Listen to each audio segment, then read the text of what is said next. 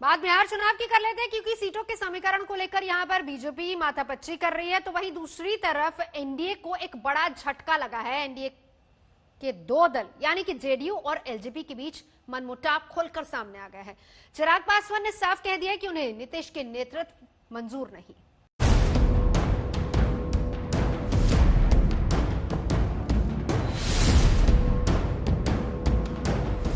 बिहार में चुनाव की तारीख जैसे जैसे करीब आ रही है, वैसे वैसे नए सियासी समीकरण बन रहे हैं। नेताओं के पार्टी छोड़ने और पकड़ने का सिलसिला जारी है।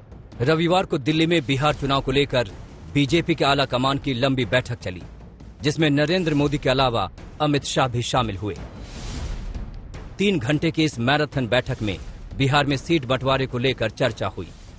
बैठक के कुछ घंटे पहले ही एलजेपी ने एनडीए गठबंधन को झटका दे दिया।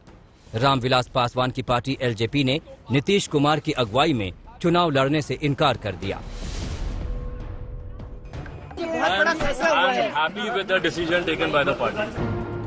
दिल्ली में चिराग पासवान के नेतृत्व में लोक जनशक्ति पार्टी के केंद्रीय संसदीय बोर्ड की बैठक हुई। इस बैठक में ये भी फैसला लिया गया कि एलजेपी जेडीयू से तो दूरी बनाएगी, लेकिन बीजेपी का साथ नहीं छोड़ेगी। एलजेपी ने साफ किया कि बीजेपी से मजबूत गठबंधन है, कोई कटुता नहीं है। चुनाव परिणामों के बाद बीजेपी और एलजेपी मिलकर सरकार बनाएंगे। केंद्र की तर्ज पर ही बिहार में भी बीजेपी के नेतृत्व में एनडीए की सरकार बननी चाहिए। यानी एलजेपी बिहार में जेडीयू के खिलाफ उम्मीदवार तो उतारेगी, लेकिन जिन सीटों पर बीजेपी का उम्मीदवार होगा वहां वो बीजेपी का समर्थन करती दिखेगी। इसका मतलब है कि एलजेपी सिर्फ नीतीश कुमार की ताकत को कम करने की रणनीति बनाए बैठी है, और अगर इसका असर सीटों पर पड़ता है तो बीजेपी को ही सीधा फायदा होगा।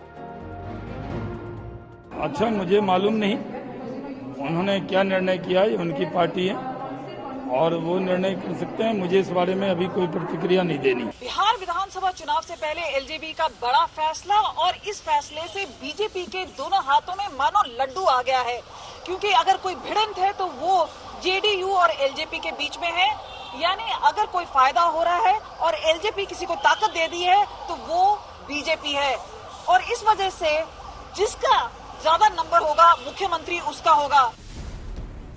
दरअसल सीटों के बंटवारे को लेकर एलजेपी प्रमुख चिराग पासवान ने पिछले महीने बीजेपी अध्यक्ष जेपी नड्डा से 5 बार मुलाकात की और 1 बार गृह मंत्री अमित शाह से भी मिले।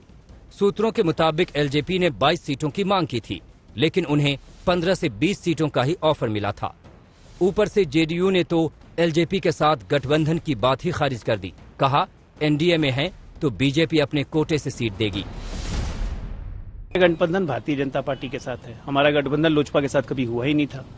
आज भी लोजपा सहयोगी है भारतीय जनता पार्टी की, तो ये सहयोग मामला लोजपा और भाजपा के बीच में है, इसमें जदयू नहीं है। हमारा गठबंधन बीजेपी के साथ है, जिसमें ना कोई कन्फ्रंटेशन है, ना कोई कंटेंशन है, ना कोई इश्यूज।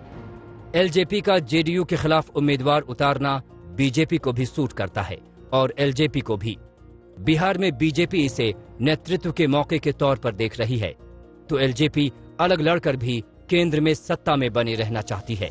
ऐसे में अब पूरे समीकरण का खाका तैयार करना बीजेपी के आला कमान के लिए बड़ी चुनौती बना हुआ है।